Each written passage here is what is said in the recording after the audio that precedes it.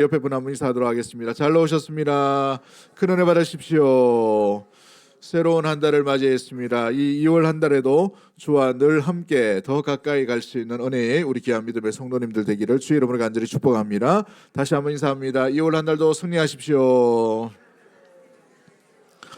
오늘부터 우리 시작해서 약 12주 정도 하나님께 더 가까이라는 주제로 함께 말씀을 나누도록 하겠습니다. 오늘 첫 번째 시간으로 믿음은 왜 우리를 편하게 두지 않는가? 믿음은 왜 우리를 편하게 두지 않는가라는 제목으로 말씀을 나누도록 하겠습니다. 신앙생활을 오래 하면 오래 할수록 이런 의문과 질문들이 생기게 되어 있습니다. 왜 믿음은 믿을수록 우리 마음이 내면 가운데 편안함이 좀 상실되는가? 또 하나님은 알면 알수록 왜 불편함이 일어나는가라는 의문을 가지게 됩니다. 오래 믿을수록 하나님을 알수록 마음이 더 예민해지고 많은 삶의 의문들이 들어서게 되는 것이죠. 과거에 그냥 넘어갔던 질문들도 다시 떠오르게 되고 이제는 믿음의 양심이 찔림으로 말미암아 문제되지 않았던까지도 문제가 되는 일들이 종종 일어남을 바라보게 됩니다. 삶의 방식의 어느 순간 가운데에 그로 인하여서 불편함들이 들어서게 되는 것이죠. 그래서 우리 내면에 이런 얘기가 흘러나옵니다. 왜 나를 이렇게 좀 편안하게 신앙생활하면 좋은데 편안하지 못하도록 불편한 마음과 심기를 건드리는 이야기들이 오고 가는가? 내면 가운데에 여러분, 사람들은 예측 가능한 것에 대해서 편안함과 또 안정감을 누리기 마련입니다. 그래서 어떤 심리학자들은 예측 가능성이라는 것을 이야기하면서 현대 사람들은 자기가 예측하는 그 가운데에 예측 가능한 그곳, 예측 가능한 사회, 예측하는 그 구조 가운데에서는 평안함을 쉽게 누리게 된다라고 이야기합니다. 삶이 예측 가능할수록 심리적인 안심감이 들게 된다는 것을 이야기하죠.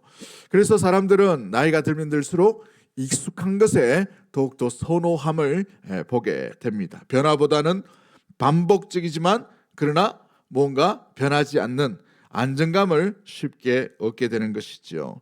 그런데 문제는 신앙은 이 인간의 심리 구조와는 반대의 방향으로 흐를 때가 있다라는 사실입니다.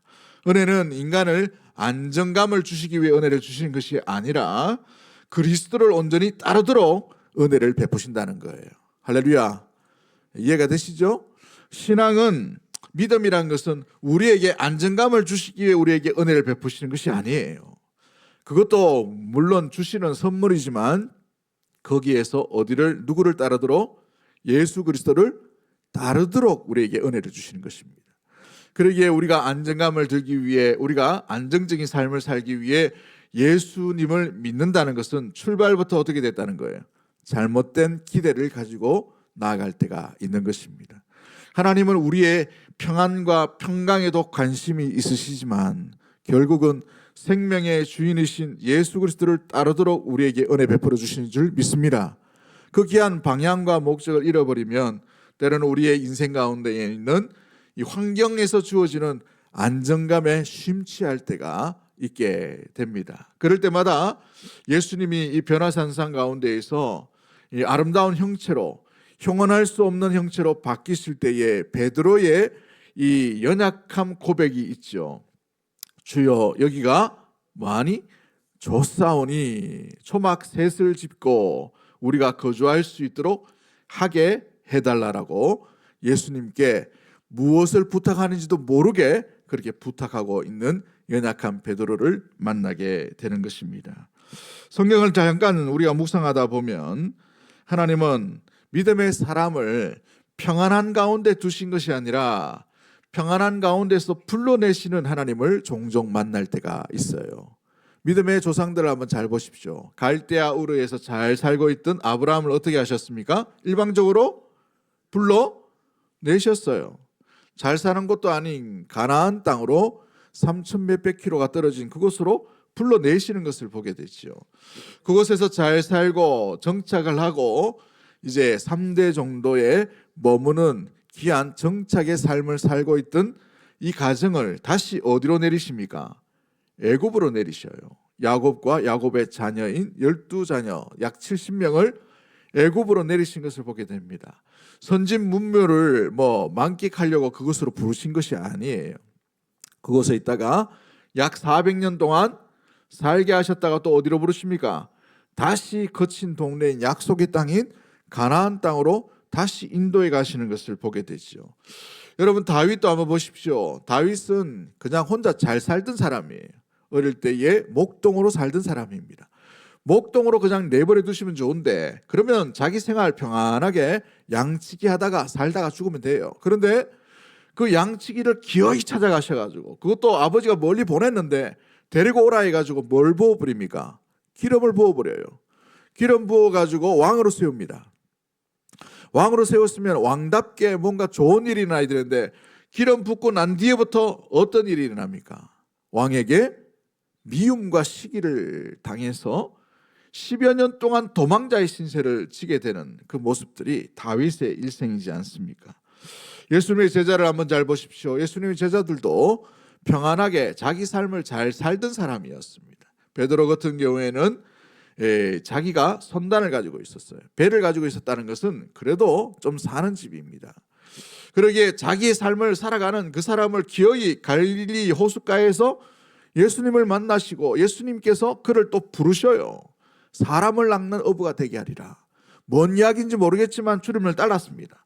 그런데 3년간은 괜찮았습니다. 수많은 군중들이 오고 수많은 환영 인파 가운데에 정말 하나님의 나라가 이 땅 가운데에 로마의 군대처럼, 로마의 정부처럼 이곳 가나안 땅에 임하는구나라는 생각을 가지고 뭔가 되겠구나라는 생각을 했는데, 예수님이 그때에 뭘 하셔요?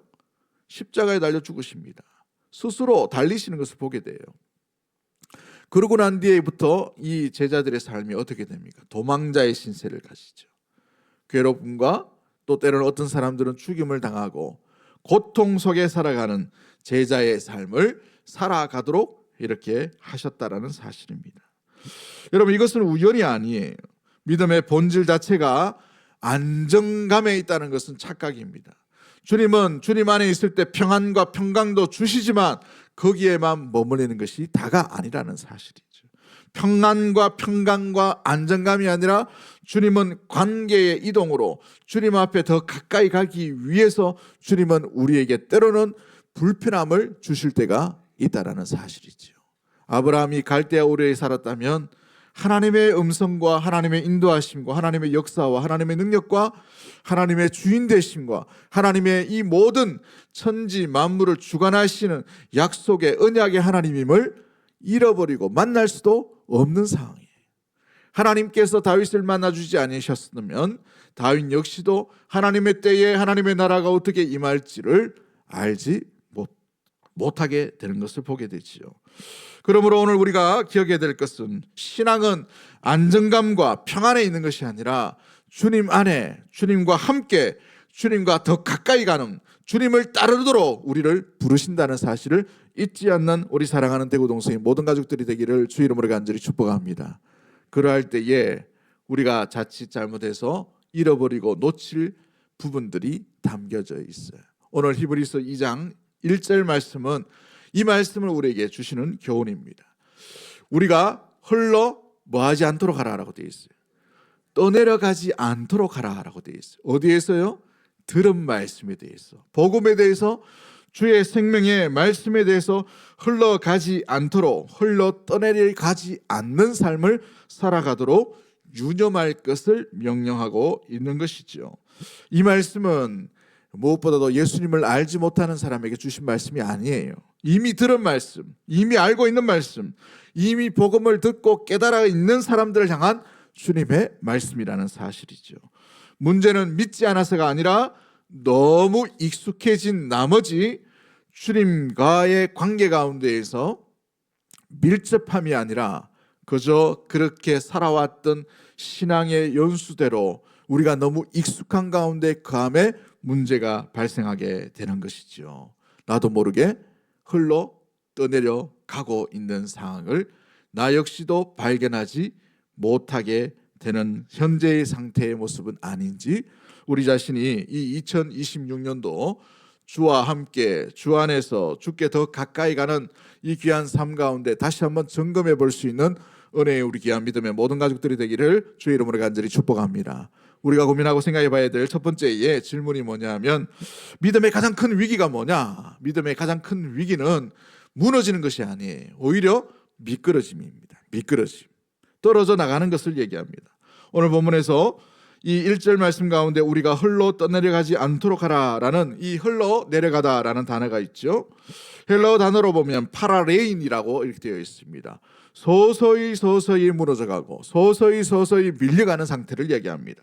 조금씩 미끄러져 가는 상태를 바로 이 흘러 떠내려가다라는 단어로 표현하고 있는 것이죠. 히브리서 기자가 경고하는 것이 뭐예요? 노골적인 불신앙을 이야기하는 것이 아닙니다. 배교를 이야기하는 것이 아니에요. 아무 문제 없어 보이는 가운데에 이미 그 내면에 주님과의 관계가 멀어져 있는 상태임에도 불구하고 스스로 알지 못하는 그 상황, 이것이 더 믿음의 위기다라고 말하고 있는 것이죠. 믿음은 어느 날 갑자기 무너지는 것이 아니에요. 배교처럼 어떻게 하루아침에 돌아서는 것을 이야기하는 것이 아닙니다. 대신 아무 일 없듯이 서서히 주님으로부터 멀어지는 상태가 연약함 가운데 흘러 떠내려가는 상태예요. 기도를 멈추지 않고 그만두지 않음에도 불구하고 어느샌가 모르게 기도의 친밀함을 사라져버렸어요. 하나님과의 긴밀한 대화를 잃어버렸습니다. 예배는 드리는데 예배는 빠지지 않고 드려요. 그 빠지지 않는 예배 가운데에서 하나님을 향한 기대감을 상실해버렸어요. 어느샌가 모르게 늘 드리는 예배 52주 채워나가는 예배로 생각하고 만단 말이죠. 겉모양은 신앙을 유지하는 것처럼 보이지만 어느샌가 모르게 주님 안에 이 은혜의 중심에서 한 걸음 물러서고 있다는 사실이에요. 이것을 알지 못하면 더욱더 이 믿음의 큰 위기 가운데 놓여지고 있다는 사실이죠. 여러분 지금 주님과의 관계가 멀어지고 있는 가운데 있습니까? 아니면 가까워지고 있는 상태에 있습니까? 아니면 이것과 저것과 생각 없이 그냥 신앙생활하고 있는가요?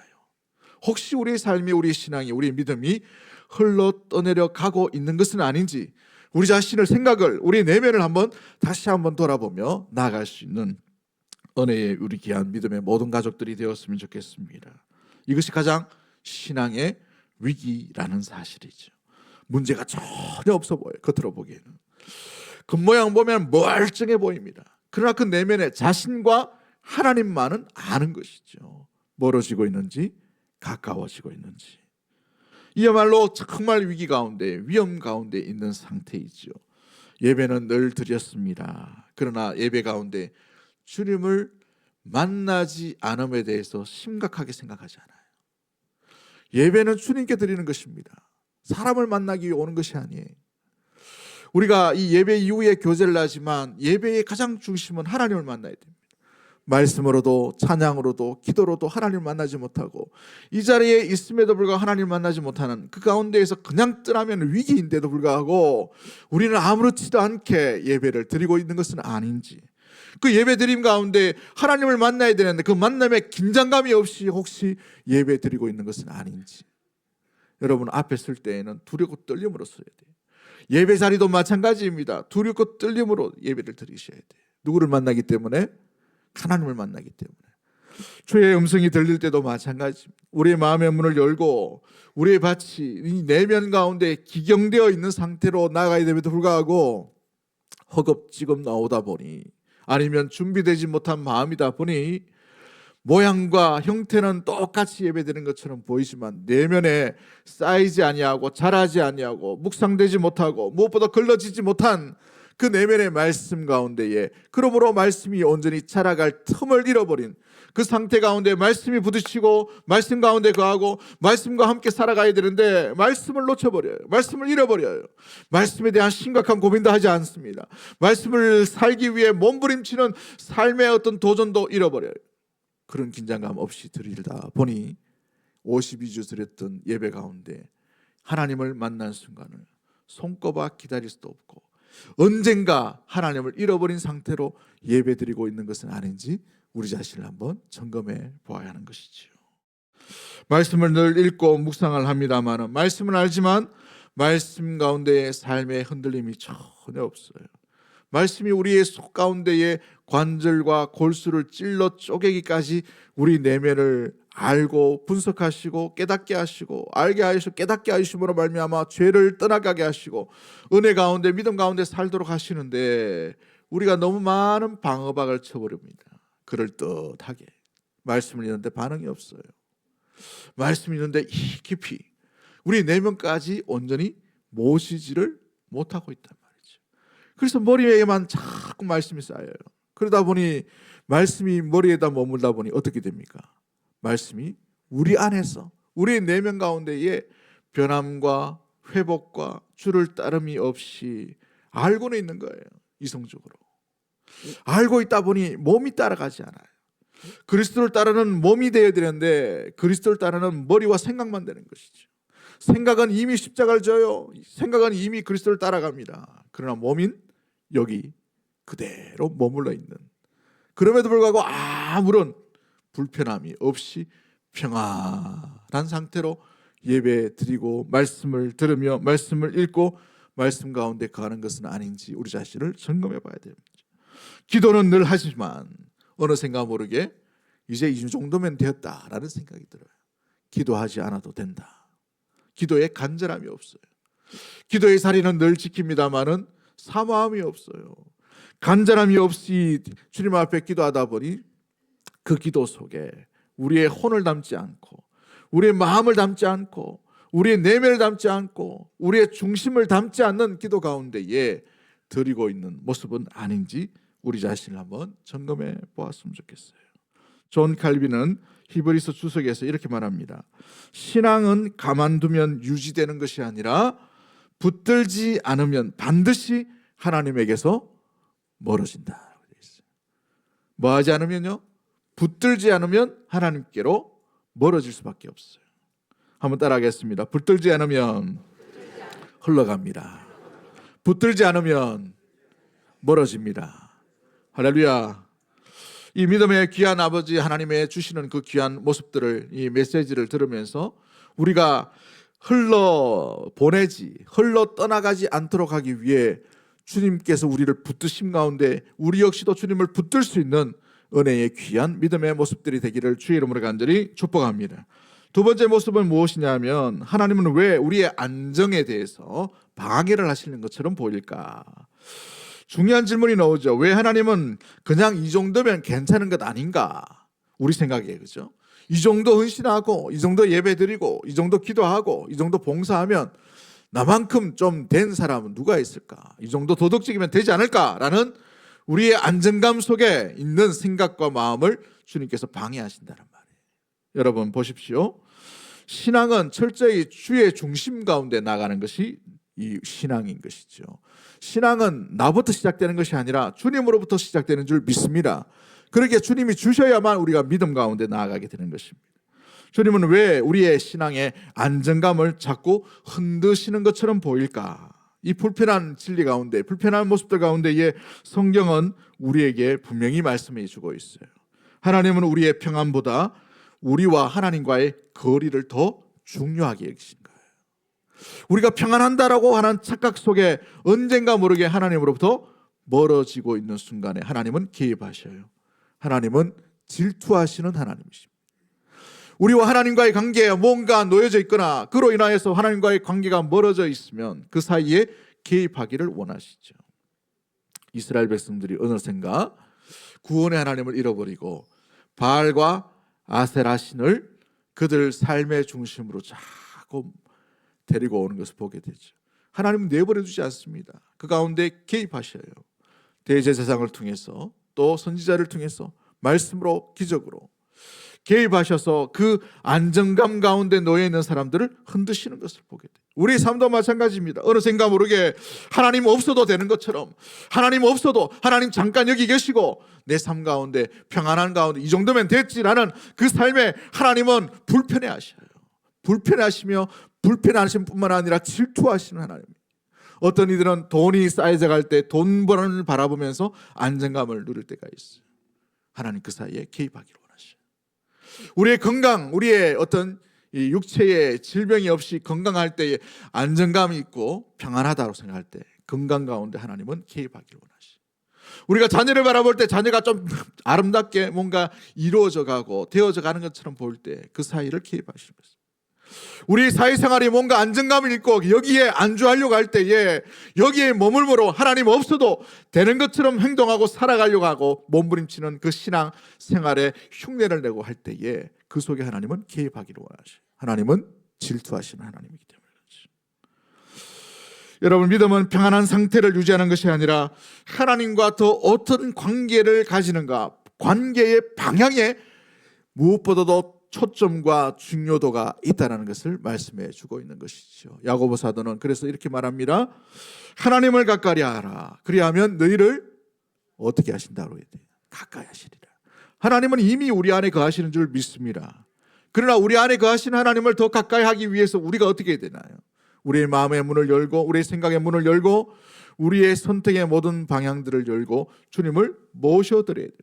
모셔드릴 때 우리는 밀접한 주님과 나누지 아니하고 주님 안에 거하고 주님과 함께하며 주님과 함께 동행하는 귀한 삶을 살게 되는 줄 믿습니다.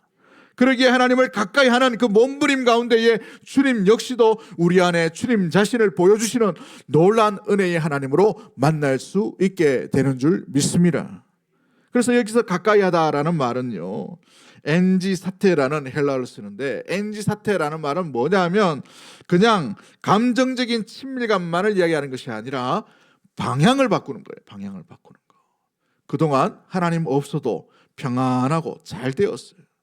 근데 하나님께서 우리 삶 가운데 깨닫게 하심으로 말미암아 방향을 바꾸어서 하나님께 가까이 가는 몸부림과 방향이 바로 이 방향을 바꾸는 가까이 가다라는 의미를 가지고 있는 것이죠. 그래서 믿음은 느낌이 좋아서 믿음이 좋아지는 것이 아니에요. 우리는 피를 좋아합니다. 느낌, 감정, 이걸 좋아하죠. 우리의 감정이 동할 때에 우리는 열심히 하려고 하는 열정도 살아나는 것처럼 보여요. 그러나 우리의 헌신 이전에, 우리의 열정 이전에 그것보다 더 훨씬 더 높은 차원의 주의 부르심이 있다는 사실을 우리는 기억해야 될 줄 믿습니다. 우리의 감정이 동하지 않는다 하더라도, 우리의 느낌이 좋아지지 않는다 하더라도 삶의 방향이 주와 함께 일치하고 그 방향 가운데 함께 주와 동행한다는 것은 그 가운데에 주님의 은혜가 함께 머물고 있다는 증거인 것이죠. 이 눈에 주님이 보이지 않고 이 귀에 아무 소리 안 들려도 주와 함께 그 방향으로 간다는 것은 주와 함께 동행하는 삶입니다. 할렐루야. 그러기에 신앙은 내 삶을 안정시키기 위해 하나님을 이용하거나 하나님을 사용하는 것이 아니에요. 하나님 중심으로 내 삶을 재배치하는 것이 바로 신앙인 줄 믿습니다. 결국 다른 말이 아니라 정말 우리의 인생에, 우리 내면에, 우리 생각에, 우리 선택에 주인이 누군가를 이야기하는 거예요. 그럴듯하게 여기까지는 주인이 하나님이 쓴 것처럼 보일 수 있어요. 그런데 우리를 자꾸 방해하는 것은 더 깊이, 더 내면 속에, 더 삶의 중심 가운데 진짜 주인이 누구냐는 것은 주의 두드리심이라는 사실입니다. 주님, 여기까지는 주님이 주인이십니다. 그런데 이 부분은 안 돼요.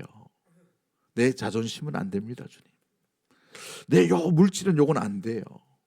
주님, 요거 그 건강은 안 됩니다. 아직 내어드리지 못한 그 부분에 주님은 반드시 노크를 하셔요. 거기까지 임하기를 원하고, 거기까지 함께 하기를 원하고, 거기 안에서 함께 주인 되신 주님을 온전히 섬겨 나가기를 믿음의 성도들에게 요구하시는 것을 바라보게 되지요. 가까워진다는 말은 움직임을 전제로 하는 것이죠. 여기까지 주님과 함께 동행했다면 주의 흔드심과 주의 두드리심은 더 깊은 관계로 나아갈 것을 부르시는 주님의 손짓이요 노크 소리라는 사실을 잊지 않는 우리 사랑하는 대구동서의 모든 가족들이 되기를 주의 이름으로 간절히 축복합니다. 흔히들 이런 말들을 종종 하죠. 옛날에는 안 그랬는데 요즘은 아닌 것 같아요. 옛날에는 안 했는데 요즘은 좀 뭔가, 여러분 그거 알고 있다는 것 자체가 참 중요합니다만은 그거 상태, 아는 그 상태로 머물러 있으면 안 돼요. 그 하나님은 음성이에요. 하나님의 두드리심입니다. 거기에 머물지 말고 더 깊이 있는 하나님, 더 놀라운 하나님의 음성, 더 두들기시는, 더 깊은 교제를 하길 원하시는 하나님의 음성의 문을 여셔야 되는데 이때의 기도는 더 깊은 기도가 필요합니다. 몸부림치셔야 돼요. 그냥 일었으면 되는 것이 아니에요. 주님께서 무엇을 원하시는지를 깨닫고 일어서는 것이 중요하죠.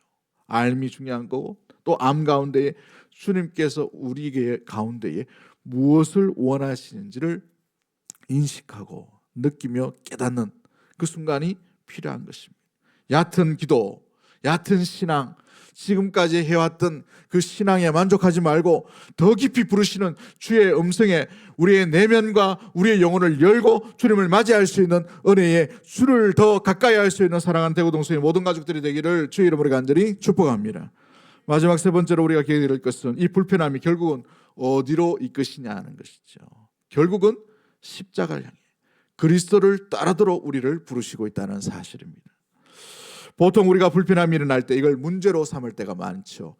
문제가 일어남으로 말미암아서 내 신앙 가운데 뭔가 여러 가지 어려움들이 오게 되었다. 또 불편함 때문에 이걸 문제로 생각하고 신앙이 약해졌니 강해졌니 이런 생각을 할 때가 있어요. 그러나 성경은 다르게 이야기합니다.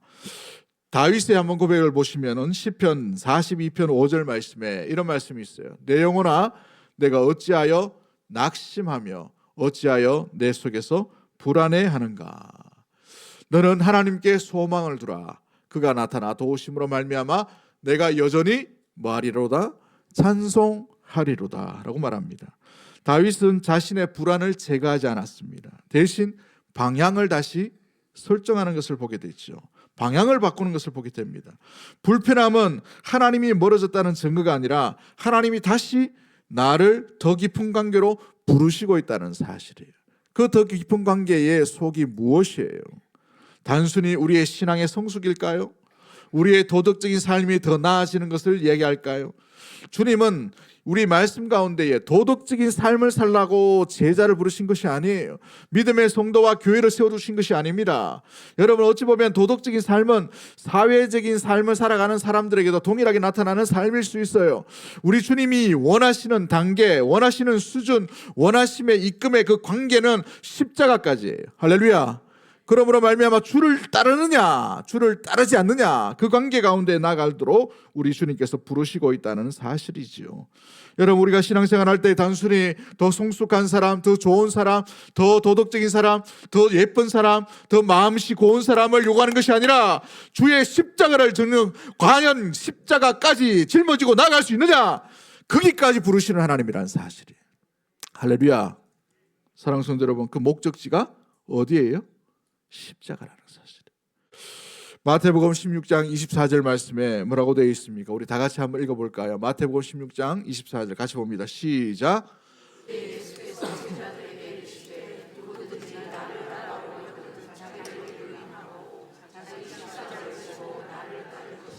아멘.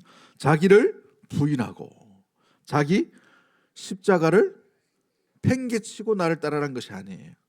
십자가를 지고 나를 따를 것이니라 라고 말씀하시죠. 예수님의 인기가 절정에 이를 때에 예수님께서 이 말씀을 하시는 거예요. 나를 따라오려면 어떻게 하라고요? 그냥 따라만 와 하는 것이 아니라 십자가 져라. 십자가 져라. 왜 우리를 더 깊이 부르실까요?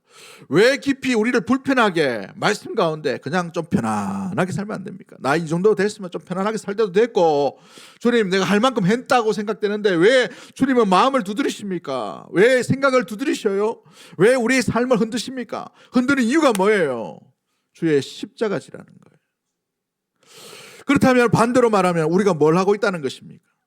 우리의 생활 가운데에 평안 가운데에 평강 가운데 안식하며 즐겁게만 하는 그 단계에 머무르고 있다는. 주님은 그 평안 가운데 평강을 주시지만 그곳에 머무는 것이 아니라 그것은 저 하나님의 나라의 완성된 평안을 누려야 되고 이 땅 가운데의 삶은 뭐 하라는 것이에요? 교회로 하여금 믿음의 성도로 하여금 믿음의 제자로 하여금 십자가 지고 십자가 감당하고 십자가를 짊어지고 나를 따르라라고 말씀하시는 거예요. 할렐루야. 오늘날 볼 때에 그 십자가를 잃어버렸습니다. 그 십자가를 감춰버렸어요. 그 십자가를 진료하지 않고 있는 것이죠. 이만하면 됐다. 이만큼 섬기면 됐지. 뭘 또 십자가를 지려고 하느냐. 이만큼 봉사하면 됐지. 아니, 그건 우리의 수준인 것이죠. 우리에게 그런 울림이 있다는 것은 네가 짊어질 십자가가 또 있다라는 주님의 두드리심입니다. 우리의 생각과 우리의 내면과 우리의 방향과 우리가 가진 모든 것들이 마찬가지입니다. 주님께서 주시는 십자가를 치고 나를 따를 것이라는 부드러심과 음성이라는 사실을 이야기하는 것이죠. 그러기에 사도 바울은 고린도전서 15장 31절 말씀에 나는 날마다 죽노라 라고 말합니다. 나는 날마다 죽노라. 자기 부인이 일어남으로 말미암아 자기 십자가를 지는 사람의 귀한 삶의 고백이 바로 이와 같은 고백이지요. 왜 평안 가운데 거주하려고 합니까? 여기가 좋고 여기에 살려고 하기 때문에 그런 것이죠. 사도 바울은 날마다 뭐 한다고요? 죽노라는 고백을 합니다. 내 안에 그리스도가 살아있기에 나는 날마다 죽노라. 10여 년 전에 들었던 말씀을 준비하면서 들었던 말씀이 좀 생각이 났어요. 몇 번 우리가 나눴지만 어느 목사님이 참 재치 있게 재미있게 말씀을 증가하셔가지고 10여 년 전에 이렇게 기억이 나는 말씀입니다만은 뭐라고 얘기했냐면 당신은 성질머리를 회개하고 주님을 따르고 있습니까? 이렇게 하더라고요. 이야, 독특한 말씀이에요. 독특한 말. 처음 들어보는 말씀이었어요. 처음 들어보는 말씀. 10여 년 더 된 것 같네요. 성질머리 고치고 성질머리가 회개하고 주를 따르느냐. 야, 이 마지막 자존심 그거 버리고 포기하고 나가느냐. 보통은 마지막까지 남아있어요. 주님께서 우리 마음과 생각에 온전한 주인 되시기 위해서는 남아있는 그 부분을 믿음이 좋은 사람일수록 더 많이 두드리셔요. 믿음이 없는 사람에게 두드리시지 않습니다. 그냥 복을 주시고 은혜를 주시고 하겠죠. 그러나 믿음의 삶을 살려고 몸부림치는 사람에게 더 많은 고민을 주시고 더 많은 생각 가운데 두드리심이 있어요. 너 진짜 나 따르고 있니? 너 정말 날마다 죽고 있냐? 너 십자가 지고 있냐? 십자가 흉내내는 것은 아니냐? 장식품을 들고 다니는 것은 아니냐? 예배 드리는데 폰만 잡고 하는 것은 아니냐? 십자가를 지고 나를 따를 것이니라. 사랑하는 성도 여러분, 그렇습니다. 우리가 흘러가지 않도록 깨어있기 위해서 우리는 어떤 삶을 살아가야 될까요? 주님께서 주시는 그 믿음에서 멀어지고 있는지 가까워지고 있는지 그 감각이 있어야 돼요. 깨어있는 것이 필요합니다. 깨어있기 위해서 우리가 실질적인 삶의 여러 가지 훈련을 해야 될 부분들이 있어요. 첫 번째가 뭐냐 하면 실제 적용할 수 있는 부분이죠. 불편한 말씀이 들릴수록 그냥 넘기지 마십시오. 뭔가 메시지가 목사를 통해서 아니면 우리가 성경을 읽을 때에 아니면 기도를 통해서 우리에게 들려지는 불편한 메시지가 들릴 때가 있어요. 오늘 표정 보니까 좀 불편하신 것 같은데, 그죠? 불편한 메시지가 들릴 때가 있어요. 그럴 때 여러분 그냥 넘기지 마시오. 더 깊이 묵들이십시오. 더 깊이 묵상하십시오. 실험하셔야 돼요. 야곱이 천사와 실험하듯이 내 의지가 꺾여지든지 주님의 마음이 돌이키시든지 그 내 의지가 꺾여지고 내 무릎이 꺾여지는 그 자리가 은혜의 자리고 복된 자리고 승리의 자리고 주님이 더 깊이 부드리신 가운데 응답하시는 놀란 아름다운 승리의 기쁨의 자리인 줄 믿습니다. 더 깊이 파셔야 돼요. 많은 프로그램 하려고 하지 말고 더 깊이 파셔야 돼요. 직장에 일하시면서도 고민하시고, 그렇죠? 말씀이 들릴 때에는 몸부림치고 이걸 떠나버리지 말고 흘려버리지 말고 우리 내면 가운데 더 깊이 파셔야 돼요. 왜 불편한가? 어떤 도전인가? 내가 지키고 싶은 안정은 무엇인가? 주님이 왜 내게 이런 말씀을 주시는가? 이 질문으로 말미암아 나아갈 수 있어요. 두 번째가 뭐냐면 하나님께 더 가까이 가려는 의지와 방향을 잃어버리지 않는 것이죠. 항해를 할 때 가장 중요한 것은 나침반입니다. 어느 방향으로 가는가? 좀 돌아가는 것처럼 보이고 풍랑 때문에 이리 뒤뚱 저리 뒤뚱 하더라도 방향이 정확하게 나아갈 수 있는 장치가 고정되어 있으면 다시 돌아가면 돼요. 다시 돌아가요. 의지와 방향인 것이죠. 그러기에 그 방향 가운데 내가 멀어지고 있는지 가까워지고 있는지 그 방향 감각을 잃어버리지 않도록 몸부림치는 것이 너무나도 중요합니다. 2026년도 한 해 우리가 살아가는 동안에 우리의 방향이 주께 더 가까이 가는 방향이 되기를 주의 이름으로 간절히 축복합니다. 이 귀한 감각을 잃어버리지 않게 되기를 원합니다. 또한 세 번째 우리가 중요한 것이 뭐냐면 의도적으로 우리의 모든 삶을 주신 이가 하나님이심을 고백할 수 있게 되기를 원합니다. 내 건강도, 내 지혜도, 내 육체도, 내 물질도, 내 삶의 명예도 주신 분이 주님이시라는 사실. 그래서 내어드릴 수 있는 주님 것이다라는, 주님 것입니다라는 이 고백과 마음의 이 어떤 다짐들을 공개적으로 주님 앞에 드릴 수 있는 시간들을 하루에 한 번씩 정해놓고 하시는 것이 중요합니다. 그래서 아침에 눈 뜰 때에 내 삶의 주인은 주님이십니다. 내 물질의 주인은 주님이십니다. 내 건강의 주인은 주님이십니다. 아니면 잠잘 때에 내 모든 것들의 삶의 주인은 주님이십니다. 내 삶을 다 주님께 드립니다는 드림의 고백, 내려놓음의 고백을 드릴 수 있게 되기를 주의 이름으로 간절히 축복합니다. 그래서 의도적으로 내려놓는 결심과 기도를 할 수 있게 되기를 원합니다. 말씀을 맺도록 합니다. 존 쉐더라는 사람이 아주 유명한 명언을 남겼습니다. 배는 항구에 있을 때 가장 안전합니다. 그러나 배는 항구에 묶여 있기 위해 만들어진 것이 아닙니다 라고 되어 있어요. 항구에 정박한 배를 한번 상상해 보십시오.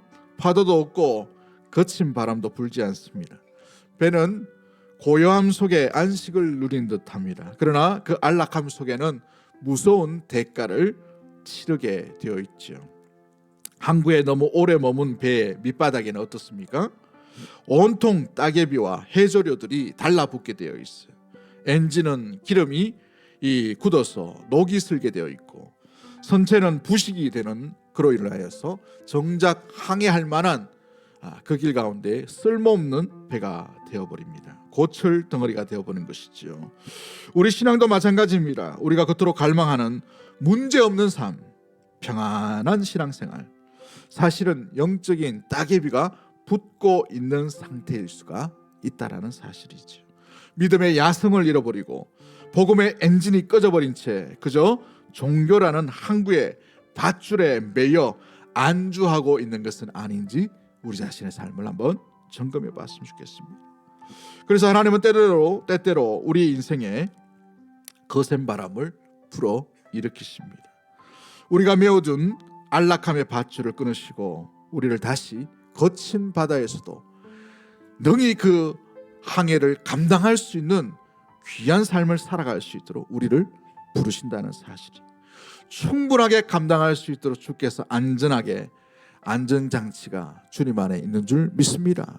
주님만 바라보고 항해할 수 있도록 만든 귀한 믿음의 공동체와 심령과 가정이 오히려 안정함으로 말미암아 주의 능력을 제대로 써보지도 못하고 주의 능력 가운데 가는 가정의 삶 가운데 그 능력의 통로가 되어야 됨에도 불구하고 그렇게 살아보지도 못하고 안식과 평안 가운데 안주하며 살아가고 있는 것은 아닌지 우리 자신을 점검해 보아야 하는 것이지요. 하나님은 우리를 있는 그대로 사랑하십니다. 그러나 우리의 모습 가운데 그대로 머물러 있는 것은 결코 원하지 아니하심을 기억하고 주의 부르심대로 그 인도함 따라 예수 그리스도를 온전히 따름으로 십자가를 능히 감당하고 짊어지고 주를 따르는 우리 사랑하는 대구동서의 모든 가족들이 되기를 주의 이름으로 간절히 축복합니다. 주의 십자가를 짊어지는 자에게 주님은 감당할 수 있는 능력도 주실 줄 믿습니다. 주의 십자가를 짊어지는 가정 위에 주님은 놀라운 은혜와 평안과 더 놀라운 사랑으로 함께해 주시는 줄 믿습니다. 주의 십자가를 짊어지려고 하는 교회 가운데에는 주님께서 감당할 수 있는 지혜와 능력과 또한 하나님의 귀한 기적의 은혜를 베풀어 주실 줄 믿습니다. 안전한 항구에 머물러 있는 것이 아니라 거친 파도 위에도 능히 그 일을 감당할 수 있는 믿음의 야성을 키우고 믿음의 항해를 아름답게 나아가는 2026년도 주를 더 가까이 갈 수 있는 사랑하는 대구동서의 모든 가족들이 되기를 주의 이름으로 간절히 축복합니다. 우리 찬양합니다. 주 품에 품으소서.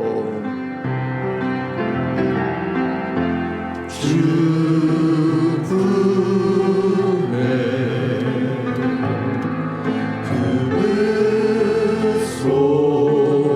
품으소서. 능력의 발로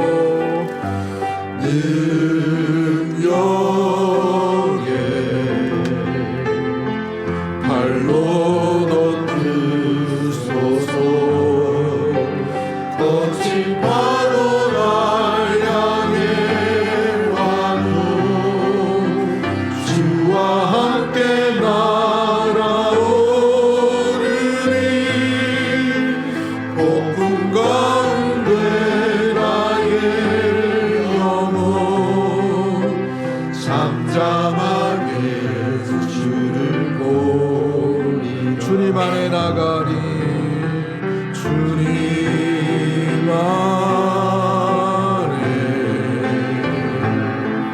나고하니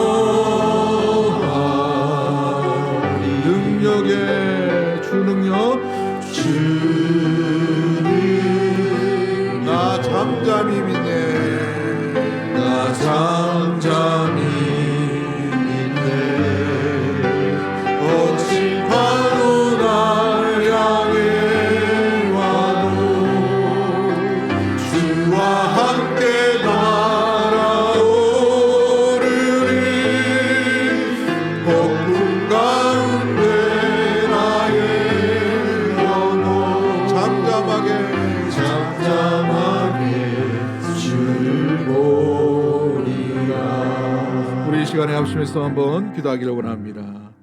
우리의 안주함이 주님의 목적이 아니라 우리의 부르심은 주를 따르며 주의 십자가를 짊어지는 그 귀한 믿음의 교회와 성도와 가정으로 우리를 불러주신 줄 믿습니다.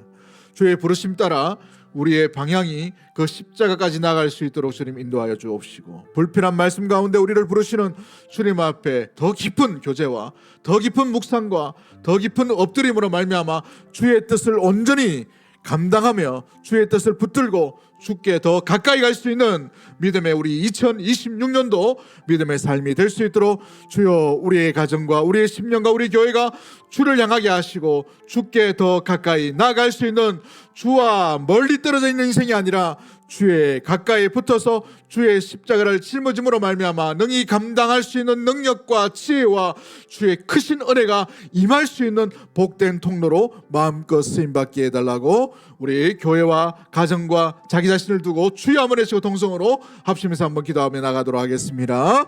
주여